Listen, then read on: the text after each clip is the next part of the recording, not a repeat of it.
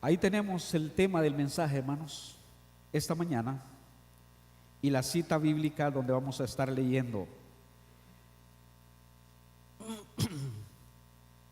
Dios no es el problema.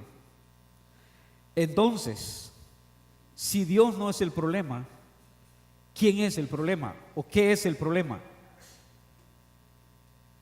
Nosotros, el mundo, la raza humana es el problema. Dios no es el problema. Yo no tengo que quedarme mucho en eso para convencerles a ustedes de que Dios no es el problema. Pero vamos a leer en el libro de Deuteronomio capítulo 32, versículo 4 y versículo 5. Dice la Biblia ahí: Él es la roca cuya obra es, ¿qué dice? Perfecta, porque todos sus caminos son, ¿qué? Rectitud. Dios de verdad y sin ninguna iniquidad en él. Es justo y recto. La corrupción no es suya. De sus hijos es la mancha. Generación torcida y perversa. Padre, gracias esta mañana por tu palabra. Gracias, Señor, por tu presencia con nosotros. Gracias por la presencia de cada hermano, cada hermana, cada joven, cada señorita esta mañana en tu casa.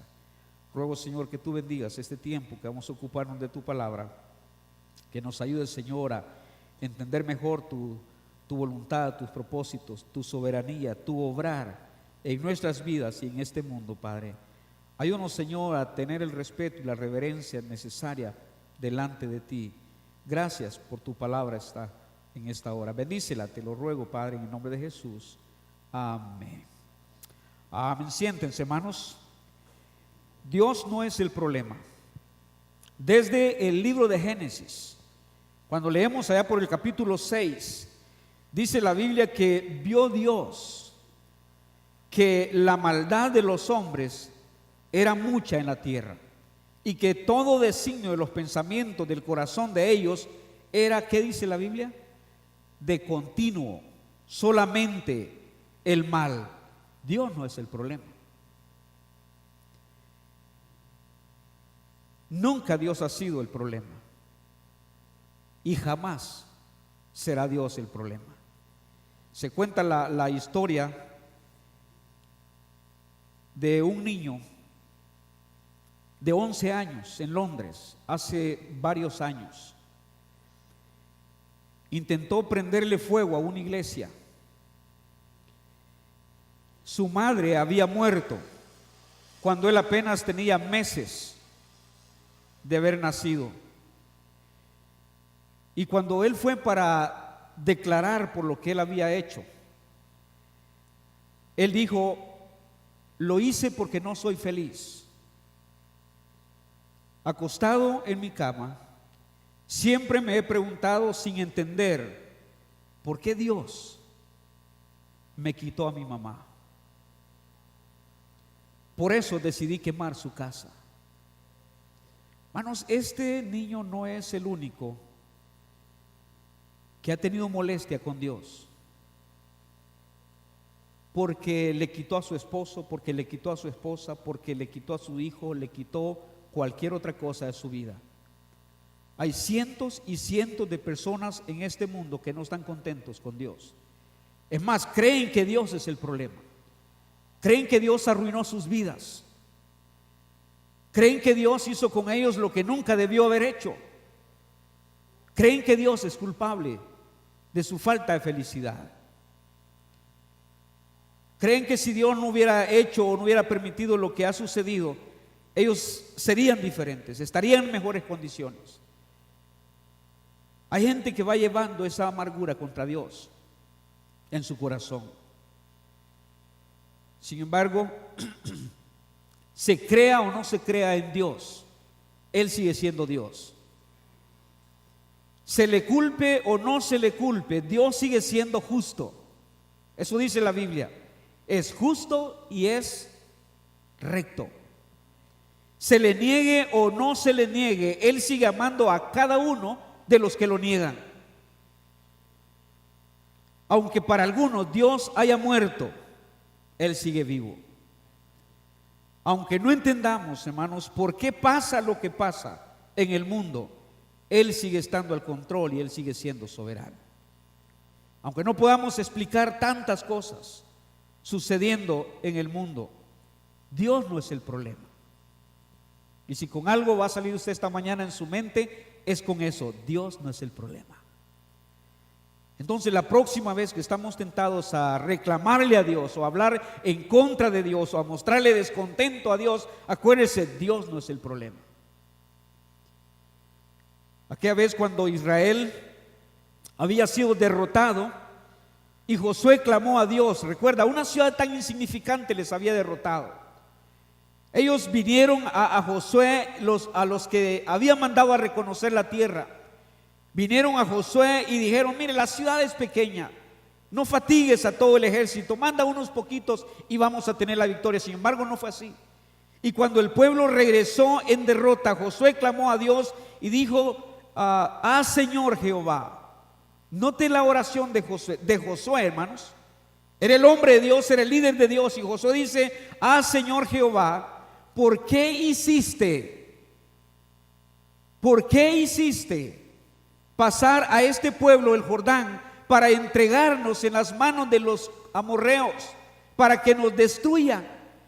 Note el tono de la oración de Josué. Él dice: ¿por qué hiciste? ¿Qué está diciendo Josué indirectamente? Tú eres el problema. Bueno, no se olvide que Josué, como cualquier otro, era puro humano. Y en situaciones difíciles, en situaciones adversas, en situaciones de derrota, la primera tentación nuestra, hermanos, es creer que Dios hace las cosas, que Dios lo ha hecho, que Dios está en contra de nosotros. Dice Josué: ojalá nos hubiéramos quedado al otro lado del Jordán.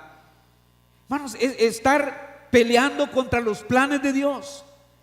Josué en cierta forma está pretendiendo en su oración que hubiera sido mejor quedarse al otro lado del Jordán. Sin embargo, nos hiciste pasar el Jordán. Y ve lo que está ahora, lo que estamos viviendo hoy. Ojalá alguien hubiera dicho: Josué, Dios no es el problema. Dice el versículo 8 de Josué, capítulo 7. Josué, capítulo 7, versículo 8. Ay, Señor, ¿qué diré ya que Israel ha vuelto la espalda delante de sus enemigos? Porque los cananeos y todos los moradores de la tierra oirán y nos rodearán y borrarán nuestro nombre de sobre la tierra. Y entonces, note la pregunta que Josué hace: ¿qué harás tú a tu gran nombre? ¿Qué harás tú? Hermano, nunca el nombre de Dios ha estado en riesgo. Nunca el poder de Dios ha estado en crisis. Nunca lo que Dios sabe hacer, nunca la soberanía de Dios. Hermano, Dios nunca ha perdido el control de nada. Siempre ha estado al control. Sin embargo, Josué dice: ¿qué harás tú a tu gran nombre? ¿Qué vas a hacer? Pareciera que Josué está diciendo: mira, ya estás en problemas. Ya estamos frente a enemigos, nos van a derrotar, vamos a salir avergonzados. Ellos van a tener la victoria, se van a sentir superiores. Y luego dice: ¿qué harás a tu gran nombre? ¿Cómo vas a mantener tu nombre en alto ante el qué dirán de los pueblos? ¿Qué van a pensar de nosotros? Versículo 10. Me gusta, versículo 10. Hermanos, tranquilo, Dios no está alterado. Es más, Dios ni está molesto por lo que Josué le está reclamando. Versículo 10: y Jehová dijo a Josué: levántate. ¿Sabe qué significa eso? Mira, no es tiempo de estar peleando, no es tiempo de estarme reclamando, no es tiempo de estarme diciendo que qué hice, que por qué hice eso. No es tiempo de estarme diciendo que ojalá los hubiera dejado al otro lado del Jordán. No es tiempo para estar diciendo qué voy a hacer con mi gran nombre. Dice Dios a Josué: levántate. ¿Por qué te postras así sobre tu rostro? ¿Qué dice el versículo 11? Ajá, ¿quién es el problema? Bueno, Dios no es el problema. Yo creo que muchas veces, hermanos, escúcheme esto, antes de molestarnos con Dios, antes de reclamarle a Dios, antes de preguntarle a Dios, ¿por qué hiciste esto? ¿Por qué permitiste esto? ¿Por qué está pasando esto? ¿Por qué no revisamos nuestra vida mejor? ¿Por qué no se mete a un cuarto, a un rincón del cuarto y dobla su rodilla y se postra en tierra y comienza a buscar en su vida dónde está el problema? Porque en Dios no está el problema. Y hermanos, si el problema no es Dios y si el problema no está en Dios, entonces ¿dónde está? Fácil. ¿Dónde está? En nosotros. El problema es que raras veces creemos que nosotros somos el problema, hermano. El problema es que raras veces tomamos tiempo para ver a nuestro interior, para buscar, para sacar cosas, para ver dónde está el problema. Dice Dios a Josué: Israel ha pecado. Ese es el problema. Yo no hice lo que me está diciendo. Yo no tengo que preocuparme de mi gran nombre, Israel. Es más, dice Dios, ustedes son los que tienen que preocuparse de su pecado, de su condición, de la causa por la cual ha venido esa derrota. Ustedes son los que tienen que preocuparse, no yo. Mano, Dios no es responsable. Dios no es el problema. Dice Dios: Israel ha pecado, y note eso, y aún han quebrantado mi pacto que yo les mandé. Sigue diciendo Dios: el problema no soy yo. Han pecado, han quebrantado mi pacto que yo les mandé. Y dice Dios: y también han tomado del anatema y hasta han hurtado, han mentido y aún lo han guardado entre sus enseres. Bueno, ¿de quién era el problema? Mire todo lo que han hecho. Y luego está Josué delante de Dios diciéndole: ¿por qué hiciste pasar a este pueblo el Jordán? ¿Por qué nos metiste en problema? ¿Por qué estamos aquí derrotados? ¿Por qué nuestros enemigos están teniendo la victoria? ¿Qué harás a tu gran nombre? Y dice Dios: yo no soy el problema. Y hermano, en su vida, en la mía, en la iglesia, en la familia, en el mundo, Dios no es el problema.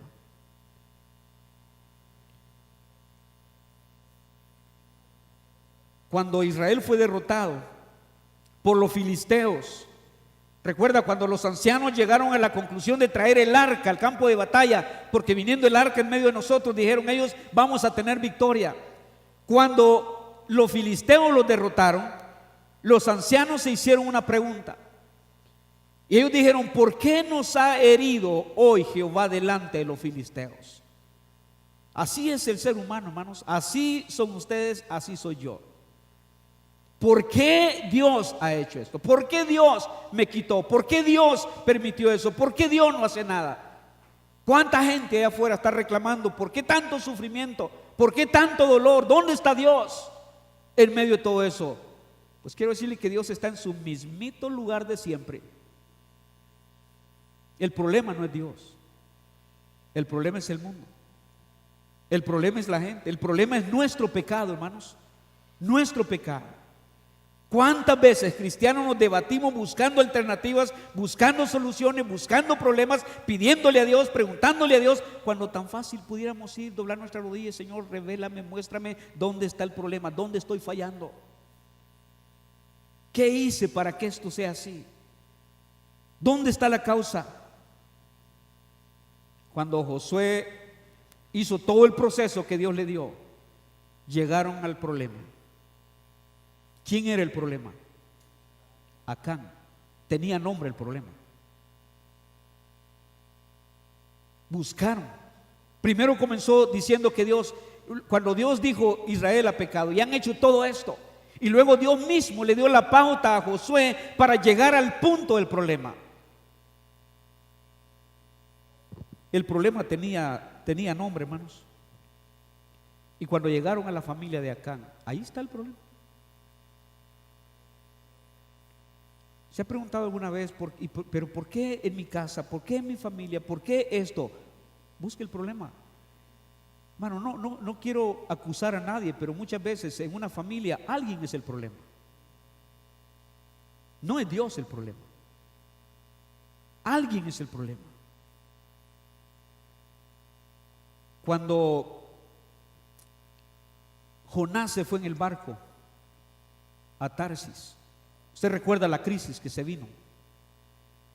Y todos estaban asustados. Y sin embargo estaban buscando al culpable. ¿Quién era el problema? Jonás era el problema. Y él lo reconoció, él dijo: yo soy, por causa mía ha venido esto. Él dijo: tírenme al mar y se les va a quitar las aguas. Dicen los ancianos: ¿por qué nos ha herido hoy Jehová delante de los filisteos? Hermano, Dios no les había entregado en manos de los amorreos, ni Dios les había herido o entregado delante de los filisteos. Dios no es el problema. Yo no necesito, hermanos, defender a Dios, y Dios menos necesita que yo le defienda. Para nada.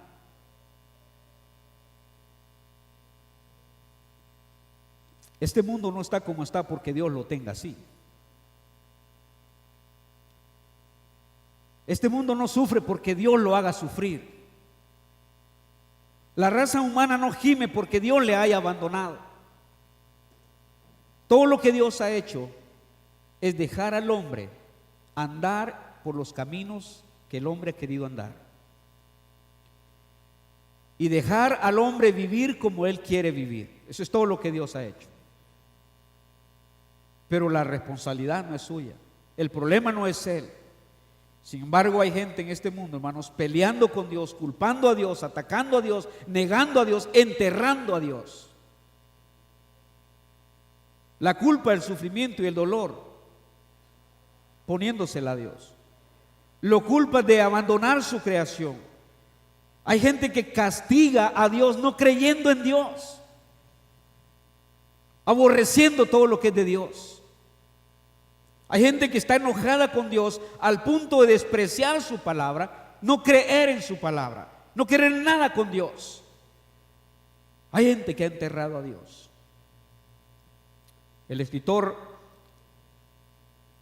Hay un escritor llamado Juan Antonio Monroy.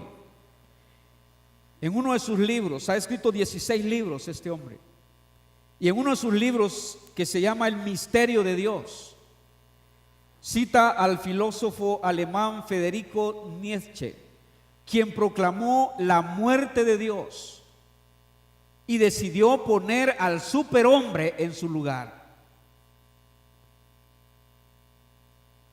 Al superhombre que él creía ser. Este filósofo murió en un manicomio, mientras Dios sigue vivo y sigue siendo Dios. No importa quién lo culpe, no importa quién lo entierre, no importa quién mate a Dios. Dios sigue siendo Dios.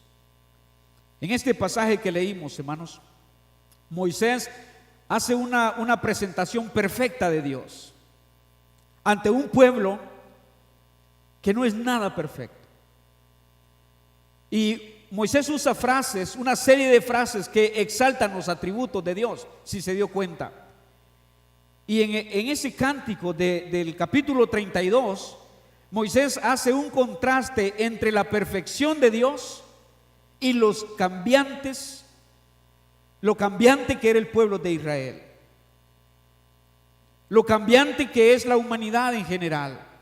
Dice Moisés: todos sus caminos son rectitud. No importa de qué punto de vista el hombre lo vea, no importa cómo el hombre lo analice, no importa cómo el hombre juzgue a Dios, juzgue los hechos de Dios, no importa cómo el hombre juzgue las cosas que pasan a su alrededor. Dice Moisés: todos sus caminos son rectitud. Dice: Dios de verdad. Hermanos, esto caía bien al pueblo de Israel. El pueblo de Israel, usted sabe cómo protestaba, cómo se quejaba, por qué Dios nos hizo pasar a este lado. Dice Moisés: Dios de verdad y sin ninguna iniquidad en él. Él es perfecto, Él es santo, Él es justo, Él es recto. Y luego el versículo 5 dice: la corrupción no es suya. Ahora pregunto, hermanos, si la corrupción no es suya, entonces ¿de quién? Si el problema no es de Dios, ¿de quién es el problema? Moisés lo contesta. Dice: la corrupción no es suya. Y luego, ¿qué dice el versículo 5?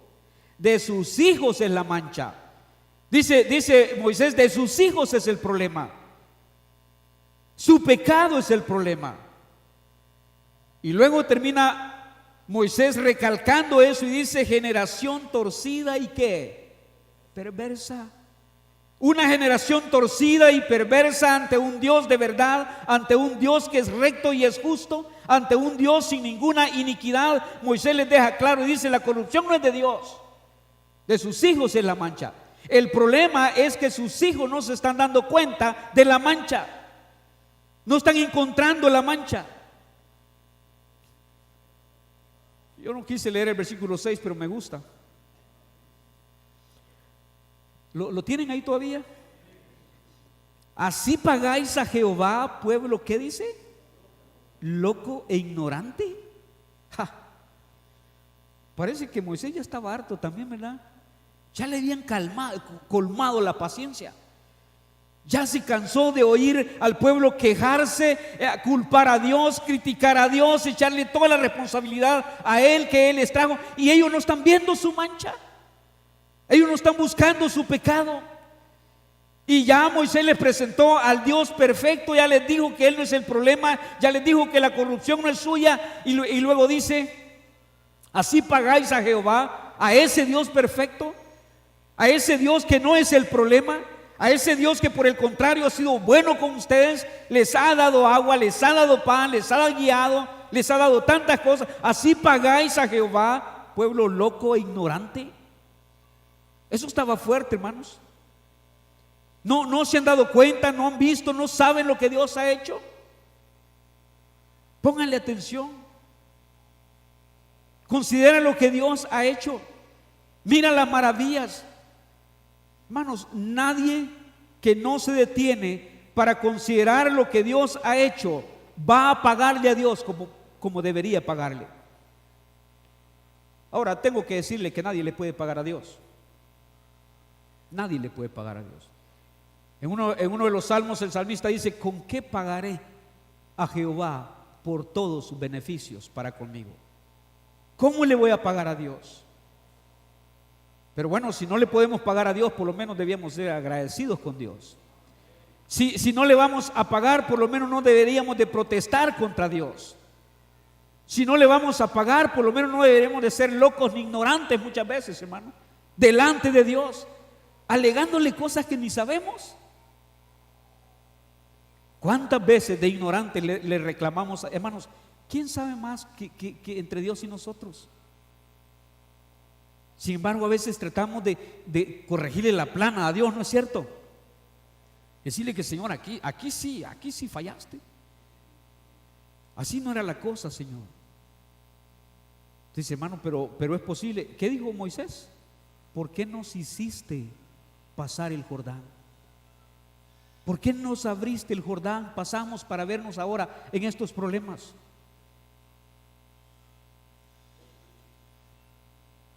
Dios está exaltando, Moisés está exaltando los atributos de Dios. Exalta sus obras, denuncia los errores del pueblo de Israel. Dice Proverbios 19:3. Si puede buscar este proverbio, hermanos. Proverbios 19:3. Dice la Biblia: la insensatez del hombre, ¿qué dice? Tuerce su camino.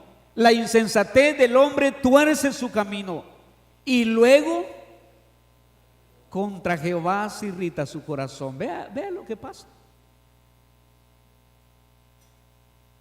¿De quién es el problema? Nuestro. La insensatez del hombre tuerce su camino. Hermanos, el hombre se pierde porque el hombre quiere perderse.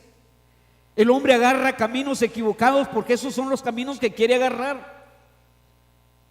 El hombre tuerce su camino, se desvía de su camino, se pierde, se encuentra con las consecuencias de sus elecciones, de sus desobediencias. Y luego, cuando está en las consecuencias, contra Jehová se irrita su corazón. Sí que Dios, sí que ya no iglesia, sí que ya no sigo adelante, sí que no tan fiel que era, sí que le servía a Dios. Y mire lo que está pasando. ¿Quién torció tu camino? ¿Quién se perdió? ¿Quién tomó las decisiones equivocadas? ¿Quién desobedeció a Dios? ¿Quién decidió ya no venir? ¿Quién decidió ya no seguir a Dios, ya no servirle al Señor? ¿Quién decidió tener esa actitud? ¿Quién? Y luego cuando las cosas pasan contra Dios, se irrita su corazón. Ahora yo entiendo, hermanos, hay mucha gente que le da pena discutir en público con Dios.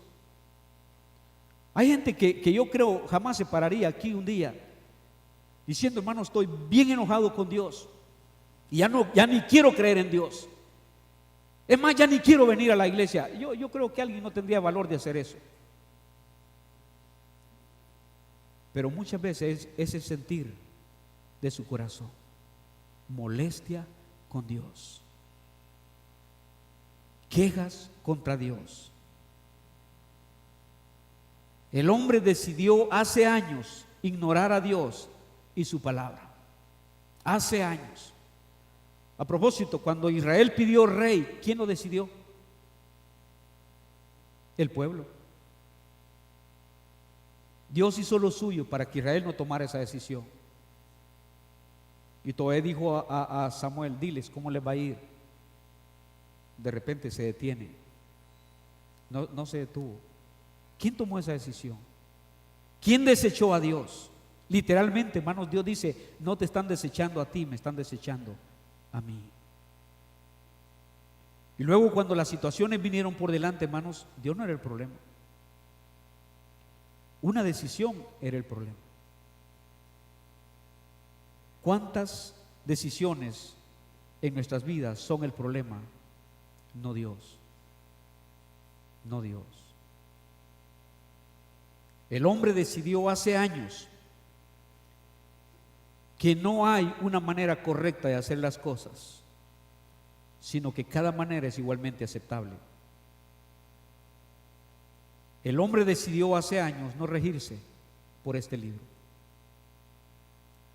Hace mucho tiempo el hombre llegó a la conclusión que no hay absolutos, que todo es relativo. El hombre decidió hace mucho tiempo no reconocer a Dios ni someterse a su autoridad. Lo que Israel hizo aquel día, queremos rey sobre nosotros. ¿Sabe a lo que Israel estaba renunciando ese día? A la teocracia. Estaba renunciando a que fuera Dios quien gobernara en sus vidas.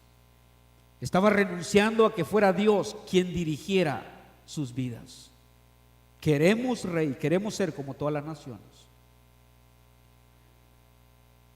Hace mucho tiempo el hombre decidió no reconocer a Dios ni someterse a su autoridad. El hombre quiere vivir un cristianismo forjado por él mismo. El hombre quiere someterse a dioses que él ha hecho, no al Dios que lo hizo a él. El hombre quiere someterse a dioses a los que él puede decirles qué hacer. Y a los que haga lo que haga, no le van a decir nada al hombre. El hombre ha decidido ser el mismo quien determina lo que es bueno y lo que es malo, sin ninguna atención a los principios divinos. Esas decisiones, hermanos, el hombre las ha tomado a través de la historia, partiendo de la misma historia bíblica. Hace años el hombre ha decidido las peores cosas en cuanto a Dios. Gracias a Dios por ustedes, que ahí están buscando a Dios, que ahí están queriendo obedecer a Dios, que ahí están queriendo respetar a Dios, porque el resto de la humanidad, hermanos, el problema de las sociedades hoy día no es económico, no es político. Eso es lo que sale de los problemas. Eso es lo que nos llama la atención, eso es lo que nos entretiene, eso es de lo que los políticos hablan, de la economía, de la política, de los problemas sociales, etcétera, etcétera. El problema no es ese, hermanos. El problema está en el corazón del hombre. El problema es su desinterés por las cosas de Dios, el desinterés espiritual, la despreocupación de los asuntos espirituales. Y hermanos, eso no anda muy lejos de la iglesia del Señor. ¿Sabe cuál es el problema de mucho cristiano? No es que no tiene trabajo, no es que su familia está emproblemada, no es que sus papás se dejaron, no, el problema de muchas familias no es ese. El problema de mucho cristiano es precisamente el desinterés espiritual, es la despreocupación de los asuntos espirituales. Hago un balance, ¿dónde están enfocadas sus preocupaciones? ¿Hacia dónde se inclina la balanza de su afán? Y se va a dar cuenta, hermanos, dónde andan los asuntos espirituales. No porque estén en alto, es porque no pesan. Y todas las preocupaciones materiales y la despreocupación espiritual ha hecho eso. El problema de muchos cristianos es la indiferencia y la apatía hacia la vida espiritual y hacia Dios mismo. Todo eso ha hecho que la humanidad vaya a pique, hermanos. No es cierto que miramos al mundo con desesperanza, pero no vayamos al mundo, miremos Guatemala. No es cierto que muchas veces miramos Guatemala con desesperanza. ¿Quién tiene la solución? ¿Dónde está el problema? Y es interesante ver a los políticos debatiéndose, buscando alternativas, buscando soluciones, dando sugerencias. Y es interesante ver a todos los analistas teniendo las respuestas para la solución de los problemas. Y nunca en sus análisis y en sus sugerencias está Dios. Nunca. Da vergüenza hablar de eso, hermanos. ¿Se imagina un día a un diputado en el pleno del Congreso puesto en pie, hablándole a los diputados y diciendo: compañeros, he llegado a una conclusión, he entendido algo.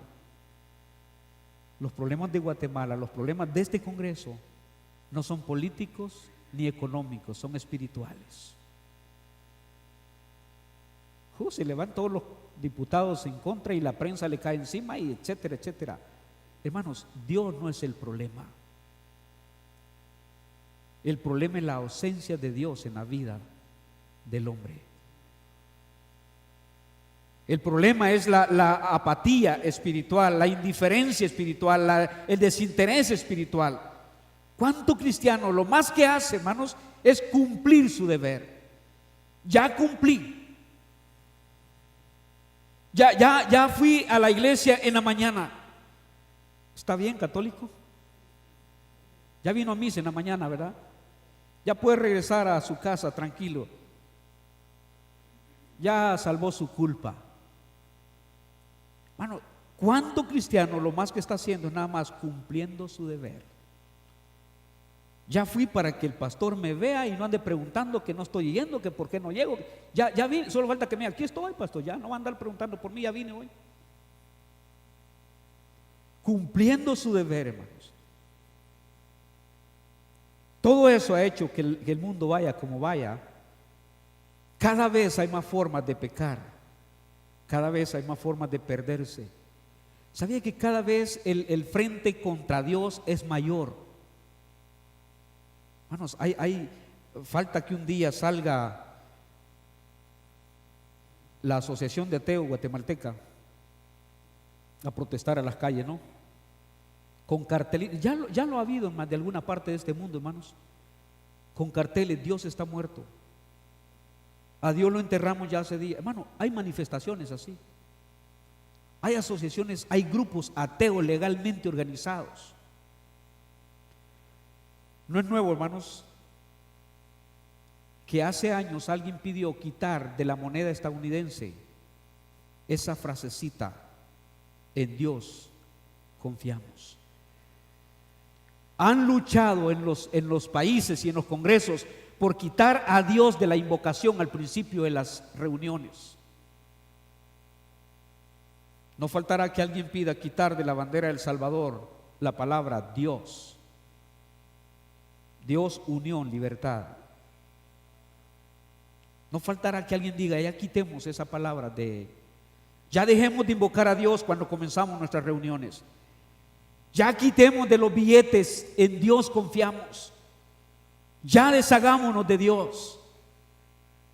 Hermano, Dios no es el problema. Dice Romanos 1:30, refiriéndose a los hombres: murmuradores, detractores, aborrecedores de Dios, injuriosos, soberbios, altivos, inventores de males, desobedientes a los padres. Note eso, hermanos, aborrecedores ¿de quién? De Dios. Hermano, no crean que porque usted y yo amamos a Dios, respetamos a Dios, le servimos a Dios, nos encomendamos a Dios, oramos a Dios, no crean que porque usted y yo hacemos eso, todo el mundo lo está haciendo, hermanos. No, hay gente aborreciendo literalmente a Dios, deshaciéndose de Dios. Ya imagínense cuando Moisés había dicho: generación torcida y perversa. Allí en el capítulo 32 versículo 15 dice la Biblia que abandonó a su creador y menospreció la roca de su salvación. Deuteronomio 32, 15. Versículo 18: de la roca que te creó, ¿qué dice? Te olvidaste. Deuteronomio 32, 18. De la roca que te creó te olvidaste. Te has olvidado de Dios, tu creador. Te has olvidado de Dios, tu creador. Hay millones en este mundo, hermanos, creyendo, ni siquiera creyendo que Dios es creador. Ellos creen venir de cualquier lado menos de Dios. Imagínense, atribuirle la maravilla que ellos son, porque hermanos, eso es lo que usted y yo somos, una maravilla. Estudie el cuerpo humano, estudie las funciones de todo, estudie la función de cada cosa en su cuerpo y se va a dar cuenta de la maravilla que somos, hermano. Leí un libro que se llama Maravillosamente Creado. Y ese libro dice que es una lástima que el ser humano ande buscando bellezas y maravillas para admirarlas, cuando todo lo que tiene que hacer es pararse frente a un espejo y ver la belleza que ahí está. Ustedes no se lo creen, ¿verdad? ¿Ustedes no creen que al pararse frente al espejo están viendo una belleza? ¿Hay quien lo cree? Levante la mano, ¿quién lo cree? Y déjenme ver quiénes no. Hay un montón de feos aquí. Y dice: miren la maravilla que Dios ha creado. Piense en el funcionamiento suyo, hermano, y vea la maravilla. Hay gente que no cree ni que Dios le creó. Dice Moisés al pueblo de Israel: de la roca que te creó te olvidaste, te has olvidado de Dios tu creador. Ahí está el problema. Ahí está el problema. En la carta a los Romanos capítulo 3, donde teníamos la lectura bíblica, Romanos capítulo 3,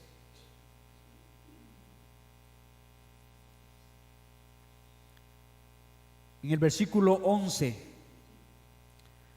dice la Biblia: no hay quien entienda, no hay quien busque a Dios. Todos se desviaron, a una se hicieron inútiles. No hay quien haga lo bueno, no hay ni siquiera uno. Hermano, ¿dónde está el problema? ¿A quién está escribiendo? Esta es una cita de un salmo. ¿A quién describió el salmista y a quién está escribiendo Pablo en esta carta? A la humanidad, al ser humano. Dice: no hay quien entienda, no hay quien busque a Dios. No hay quien haga lo bueno, no hay ni siquiera uno. Sepulcro abierto es su garganta, con su lengua engañan. Veneno de áspid hay debajo de sus labios. Su boca está llena de maldición y de amargura. Sus pies se apresuran para derramar sangre. Versículo 17: no conocieron camino de paz.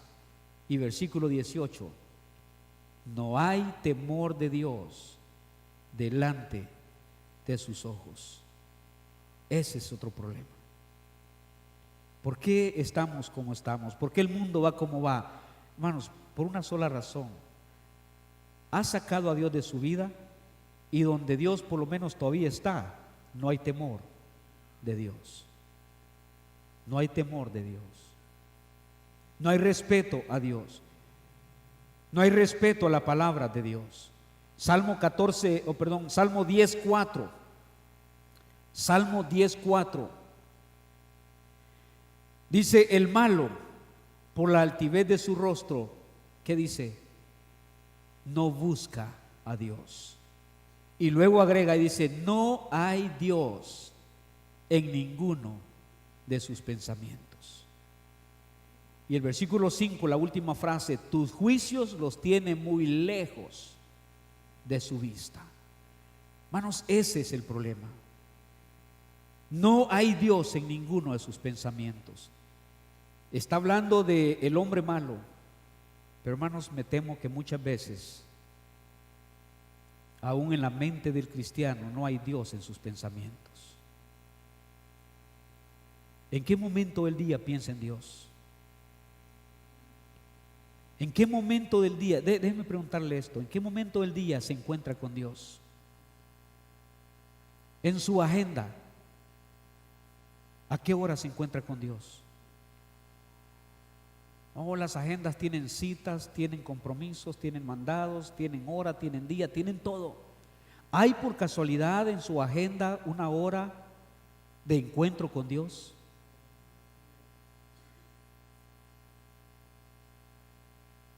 Muy pocos. Muy pocos. No hay Dios en ninguno de sus pensamientos.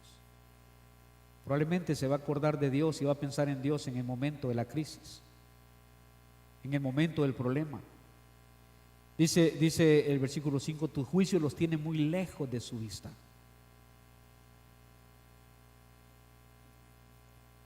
Dios no es el problema. Génesis 4 contiene el relato de cuando Caín y Abel trajeron una ofrenda a Dios. Y el capítulo 4 contiene cuando Caín se enojó. Se enojó. Los que conocen la historia, hermanos, ¿quién era el problema? ¿Dios o Caín? Caín. Dice la Biblia que Caín se ensañó en gran manera y decayó su semblante. Se puso enojado, le cambió la cara. ¿Usted ha visto a alguien tan enojado que hasta su rostro cambia? Dice la Biblia, hermanos, que Caín se ensañó en gran manera y decayó su semblante. Caín y Abel habían traído ofrenda a Dios. Abel hizo como había aprendido. Abel hizo como Dios decía, como debía hacerlo. Y dice la Biblia: miró Jehová con agrado a Abel y a su ofrenda. Versículo 4, versículo 5: pero no miró con agrado a Caín y a la ofrenda suya. Dios no fue el problema.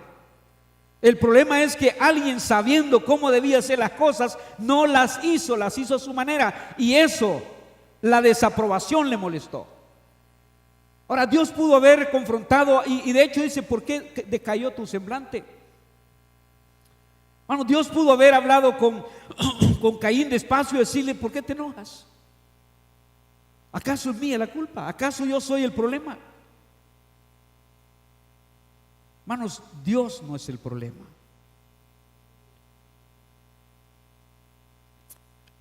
En el primer capítulo de Romanos está por demás demostrado que Dios no es el problema. Y se lo voy a leer rápido, hermanos. Comienzo en el versículo 19 y le prometo que con eso terminamos. Capítulo 1 de la carta a los Romanos. La mayoría de cristianos que lee la Biblia sabe de qué está hablando este capítulo. Para otros esto va a ser una novedad esta mañana, y es una bendición que también lo sea. Versículo 19: porque lo que de Dios se conoce les es manifiesto, pues Dios se lo manifestó. porque las cosas invisibles de Él, su eterno poder y deidad, se hacen claramente visibles desde la creación del mundo, siendo entendidas por medio de las cosas hechas, de modo que no tienen excusa. El problema es que versículo 21, habiendo conocido a Dios, no le glorificaron como a Dios, ni le dieron gracias, sino que se envanecieron en sus razonamientos y su necio corazón fue entenebrecido. Profesando ser sabios, se hicieron necios. Y esa palabra necios, hermano, es interesante pensar que el término griego que se emplea para esa palabra necios es moraino, del verbo moros, que también se puede traducir por retrasado mental o subnormal. ¿Qué dice el versículo? Profesando ser sabios, se hicieron necios. Versículo 23. Mire lo que hace un retrasado mental o un subnormal. Cambiaron la gloria del Dios incorruptible en semejanza de imagen de hombre corruptible, de aves, de cuadrúpedos y de reptiles, por lo cual Dios también nos entregó a la inmundicia en las concupiscencias de sus corazones, de modo que deshonraron entre sí sus propios cuerpos, ya que cambiaron la verdad de Dios por la mentira, honrando y dando culto a las criaturas antes que el Creador, el cual es bendito por los siglos. Amén. Hermanos, ese es el problema.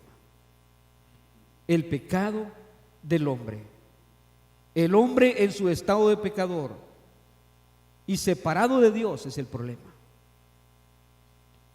Abandonar a Dios ha sido el problema. La indiferencia espiritual es el problema. No importa su condición social, ni importa su nivel intelectual. El hombre apartado de Dios es el problema. Porque apartado de Dios, hermano, el hombre es capaz de descender hasta lo más bajo y bestial de su naturaleza humana. Apartado de Dios. Así que vidas lejos de Dios son el problema, pero Dios no lo es. No porque somos cristianos, hermano, dejamos de ser muchas veces el problema en nuestra propia vida, en nuestros propios asuntos, en no tener muchas victorias, en sentirnos fracasados.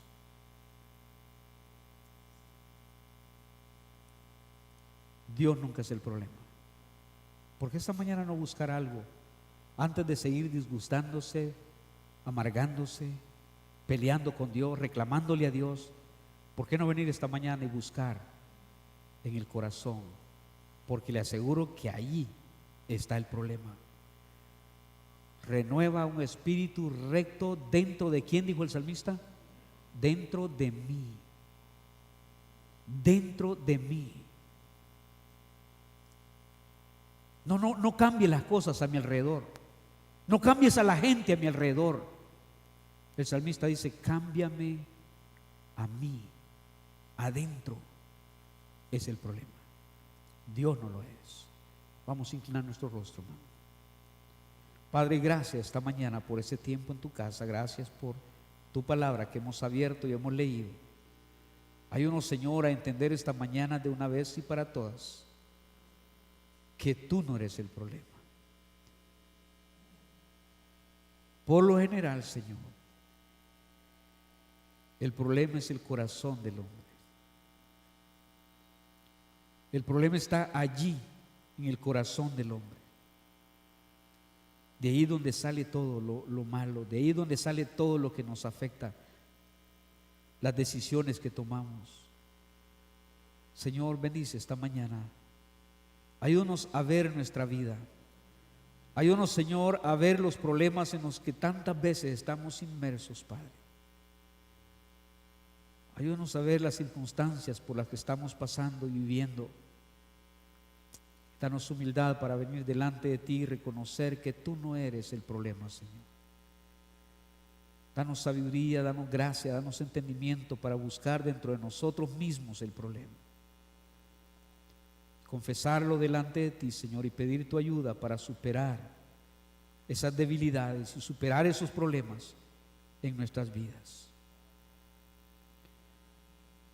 Señor, para muchos el problema eres tú, para muchos el problema es la iglesia, para muchos el problema son otros creyentes, para muchos el problema es su familia, su esposa, su esposo, sus hijos. Señor, para muchos ese es el problema. Sin embargo, esta mañana, Señor, con humildad, ayúdanos a reconocer que si tuviéramos un corazón diferente, un corazón sensible, humilde, apacible, sencillo delante de ti, Señor, guiado, controlado por ti, Padre, muchas cosas que creemos que son el problema dejarían de serlo, si tan solo nuestro corazón se enderezara y se pusiera en esa comunión contigo, Padre. Bendice esta mañana cualquier decisión, Señor, en esa actitud de oración, con su rostro inclinado, sus ojos cerrados. No importa qué esté pasando, hermano, en su vida, no importa qué circunstancias.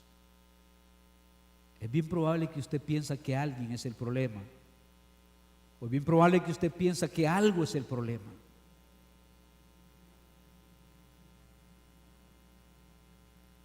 Quizá ha llegado a pensar que la iglesia es el problema, la gente es el problema. ¿Por qué no echamos esta mañana un vistazo a nuestro corazón, a nuestro interior? Porque yo casi le aseguro que el problema está allá adentro. Y venir al Señor y decirle: renueva un espíritu recto dentro de mí. Señor, si vas a hacer cambios, hazlos en mi corazón. Señor, si algo va a cambiar, que comience en mi corazón. Porque esta mañana yo he entendido que el problema no eres tú. Alguien dice: hermano Freddy, ore por mí. Levanta su mano donde está. Ore por mí, hermano. Nada más le ruego sus oraciones por mí. Dios te bendiga. Dios te bendiga. Dios te bendiga. Dios te bendiga. Dios te bendiga. Dios te bendiga. Dios le bendiga. Amén. ¿Qué hay en su corazón, hermano? Hay molestia, hay amargura con Dios, con la vida espiritual, con los hermanos.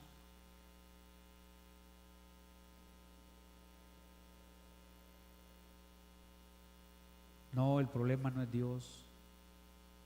No, el problema no son otros. El problema es nuestro corazón. ¿Quién más? Hermano Freddy, ore por mí esta mañana. Hermano, ore por mí. Levanta su mano alguien más. Vamos a terminar con una oración. Si usted quiere ponerse de rodillas, salir de su lugar y venir al frente, hágalo. Hable con Dios. Encomiéndele su causa al Señor. Dígale esta mañana con todo su corazón: Señor, yo creo que tú no eres el problema. Gracias porque tú estás al control. Gracias porque tú eres soberano, tú eres recto, tú eres verdad, tú eres justo, Señor. Tú no eres el problema. ¿Ha estado peleando con Dios estos días? ¿Ha estado creyendo que Dios no escucha sus oraciones? ¿Que Dios le ha dejado, Dios le ha abandonado? ¿Ha estado creyendo eso? No, Dios no es el problema. Padre, quiero agradecerte este tiempo en tu casa.